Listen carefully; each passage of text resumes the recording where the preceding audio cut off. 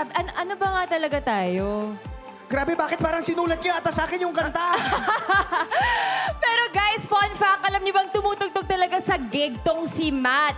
Frontman siya ng banda nilang Signet. Uy, grabe. Kamusta naman yung experience mo na yun? Sobrang saya kasi na-experience ko rin yung indie scene. Nagpo-prod gigs kami lagi. And naging part kami ng isang label din. Wow! Na every night talaga nagigig.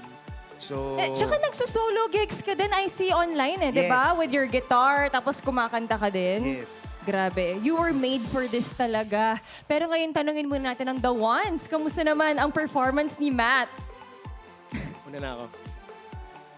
Napaka-astig nung atake niya. Actually, first verse pa lang napaano kami lahat. Ooh! Pag ganun Swabe. kami, oo. Parang kung gano'n ka ka-jolly as a person, nag-shift yung aura mo nung kinanta mo na siya. Parang pwede palang gano'n ka-astig. Naging rockstar. Yes, so ikaw. Ako masasabi ko lang, yun nga, naging pang rockstar yung ano pa talaga tayo. Parang ramdam mo talaga na tinatanong ka eh. Ano pa talaga tayo? Ganun. Nanlalaban eh. Oo, nanlalaban. Yun, nanlalaban daw. Ikaw ba, ano ba, may time sa buhay mo na napatanong ka, ano ba nga talaga tayo? Recent lang. Recent? Kaya nga, naapektuhan ako, sakit. Kaya pala. Kaya